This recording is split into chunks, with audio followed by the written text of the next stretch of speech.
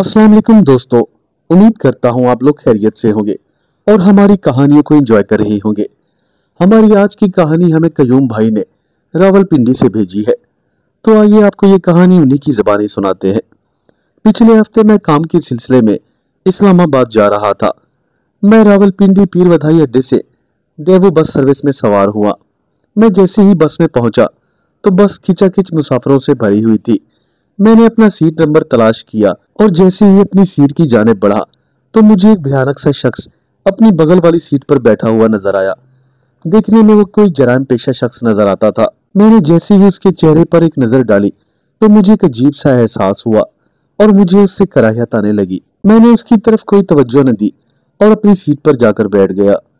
बाहर के लम्हा बालम्हा बदलते हुए नजारे मेरे दिल को एक अजीब सी तकवीत दे रहे थे और मैं बहुत जल्द ही उस शख्स की मौजूदगी को भूल गया। मैं भी इन्हीं ख्यालों में गुम था कि उस शख्स की आवाज मेरे कानों में पड़ी। एक्सक्यूज मी, अगर आप बुरा ना माने तो मैं क्या आपसे आपका नाम पूछ सकता हूँ? मेरे ख्याल में मैंने पहले भी कहीं आपको देखा है, उस शख्स ने मेरी जानिब मुखातिब होते हुए कहा और मैं हैरानी भरी नजरों से उसकी जानिब देखने लगा। अब मैं दिल में यही सोच रहा था कि आखिर इस शख्स से मेरी मुलाकात कहाँ हुई थी। जी, आपने मुझे कहाँ देखा है? मैंने सवालिया भरे अंदाज में उसकी जानिब देखते हुए कहा। मेरे ख्याल में मैंने आपको पिंडी हॉस्पिटल में देखा है, क्या आप वहां मुलाजिम तो नहीं? उसने फिर से सवालिया अंदाज में पूछा। नहीं जनाब, मेरा उस महकमे से कोई ताल्लुक नहीं, मैंने मसनूई सी मुस्कुराहट अपने लबों पर सजाते हुए कहा और वो लाजवाब होकर शीशे से बाहर की जानिब देखने लगा। अभी थोड़ी ही देर गुजरी थी कि उसने अपनी जेब से एक कीमती सिगरेट निकाली और मेरी तरफ बढ़ा दी। क्या आप सिगरेट पीना पसंद करेंगे? उसने फिर से मेरी तवज्जो हासिल करने की कोशिश की।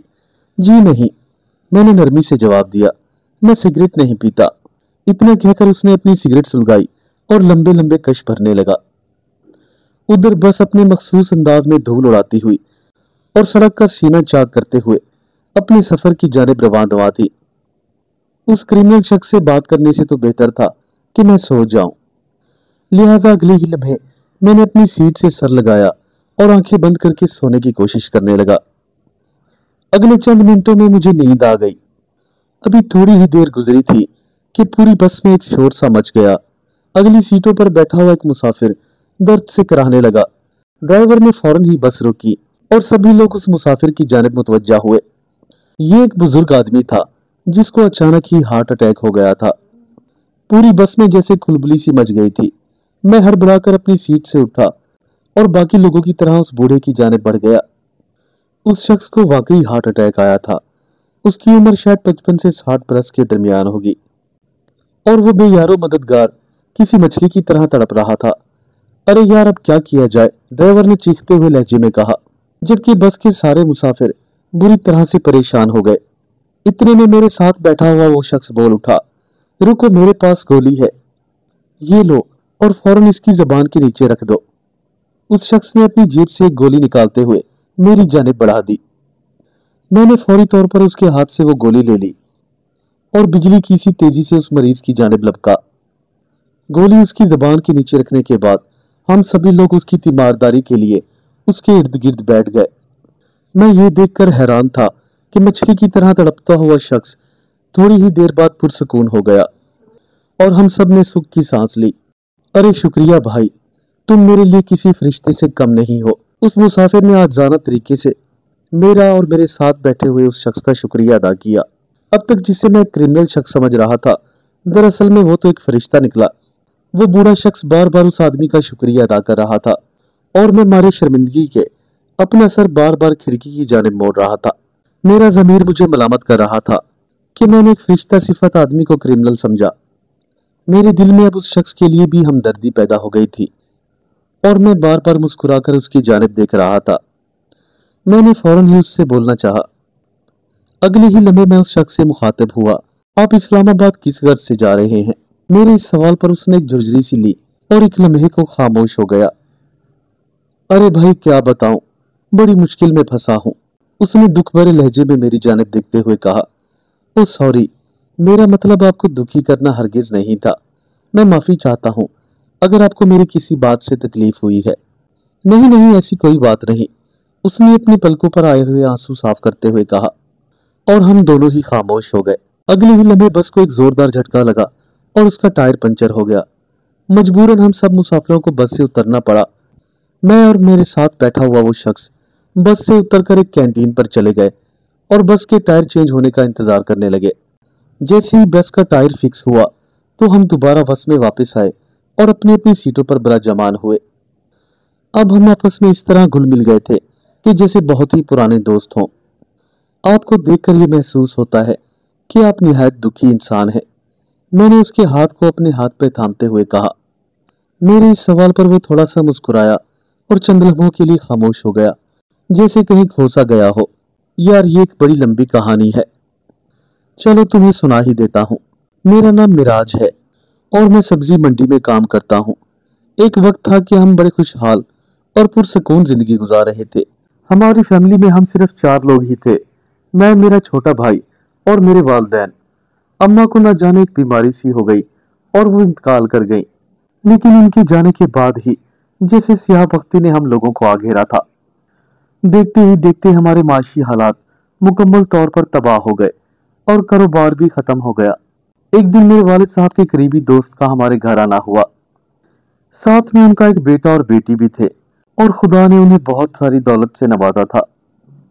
ये शायद कोई भट्ट साहब थे जो मुल्तान में रहते थे।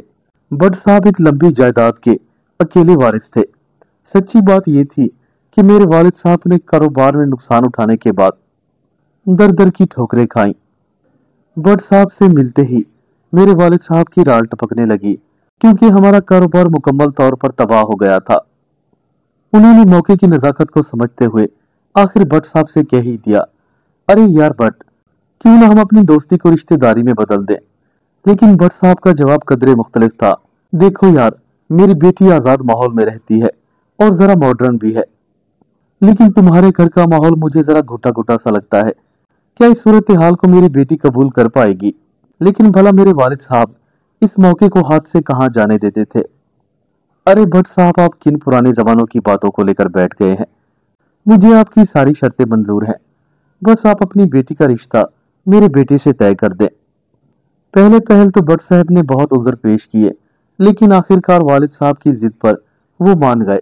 फायजा और मेरे छोटे भाई की शादी बहुत जल्द ही हम लोगों ने धूमधाम से कर दी।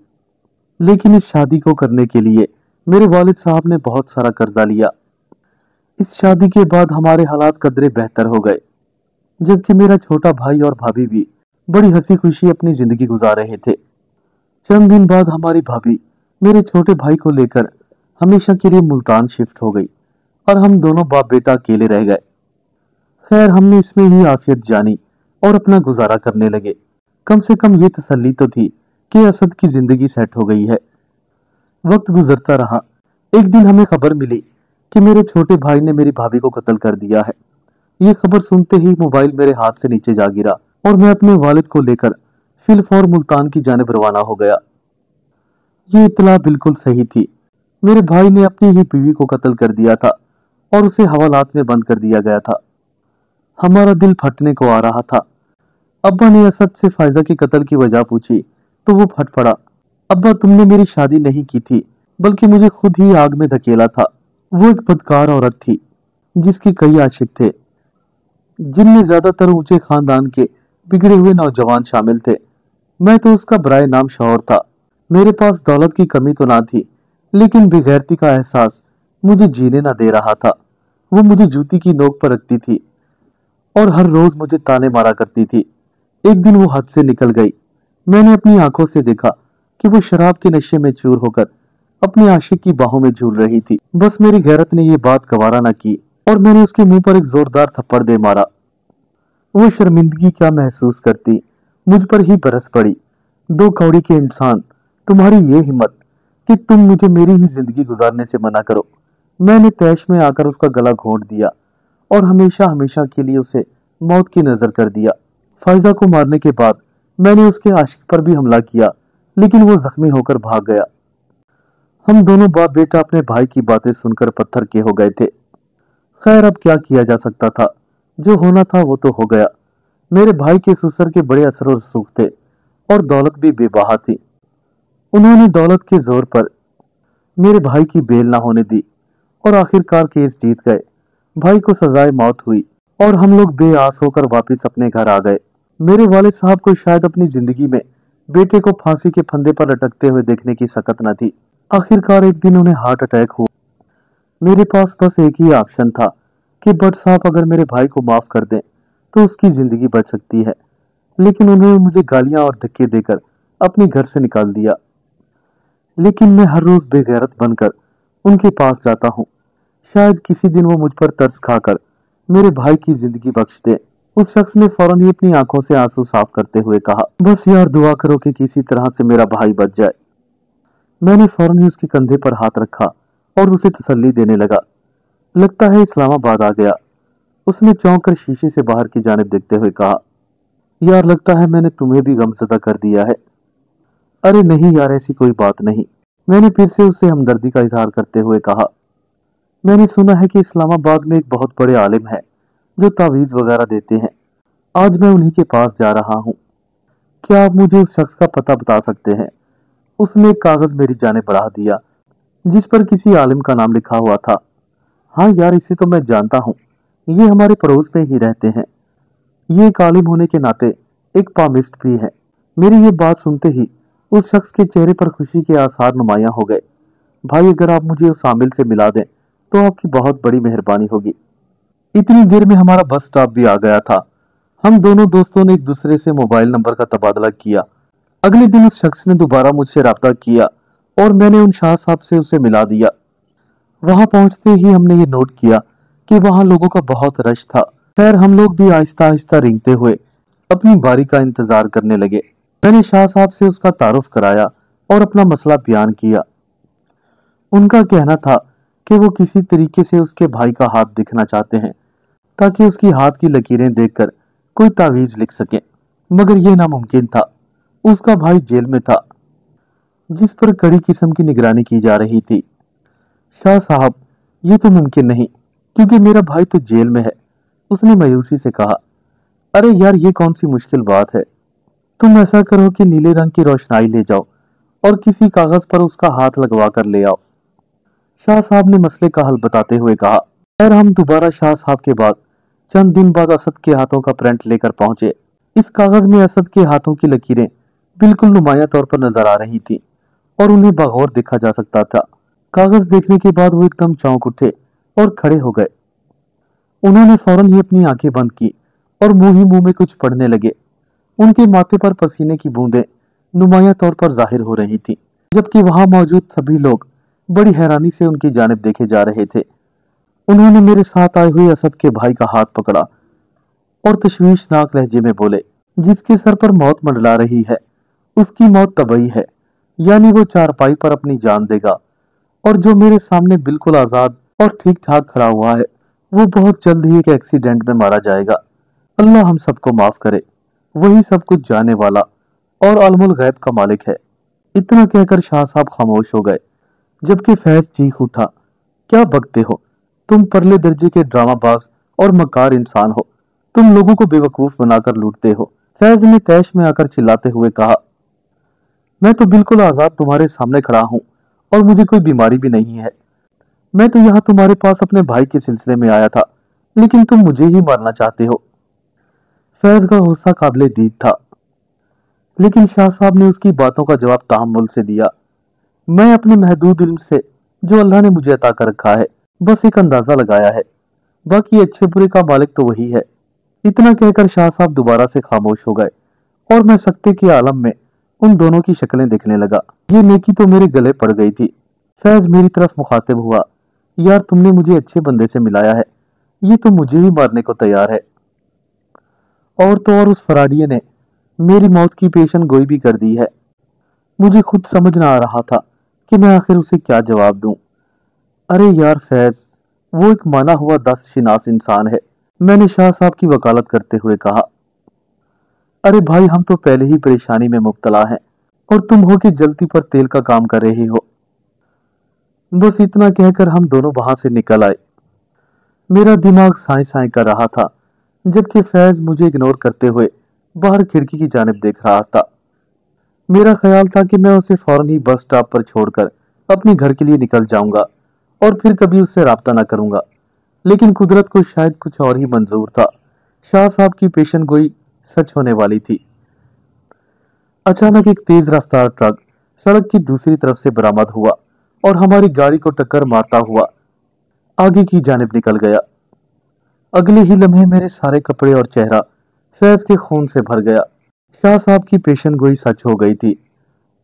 मैं तो बच गया था, लेकिन फैज हमेशा हमेशा के लिए अपने खालिक हकीकी से जा मिला था। मेरा दिल फैज की मौत पर खून के आंसू रो रहा था, जबकि मुझे अपनी जान बच जाने की भी खुशी थी। ये एक ऐसा वाकया था जो मुझे पूरी जिंदगी नहीं भूला और शायद मरते दम तक नहीं भूलेगा। बाज़ औक़ात ऐसा भी हो जाता है कि हम क्या उम्मीदें वाबस्ता करते हैं और नताइज क्या निकलते हैं। फैज उर्फ मिराजुद्दीन हमेशा हमेशा के लिए इस दुनिया से जा चुका था। होता वही है जो मेरे खुदा की मर्जी हो। हमें चाहिए कि चलते फिरते हुए हर वक्त खुदा से इस्तग़फ़ार करें ताकि किसी भी नागहानी आफत से महफूज रहें। उम्मीद करता हूँ मेरे दोस्तों को आज की कहानी पसंद आई होगी। चैनल को ज़्यादा से ज़्यादा सब्सक्राइब करें और हमारी वीडियो को अपने दोस्तों के साथ शेयर करना ना भूलें। मिलते हैं कल एक नई कहानी के साथ। तब तक के लिए अल्लाह हाफिज।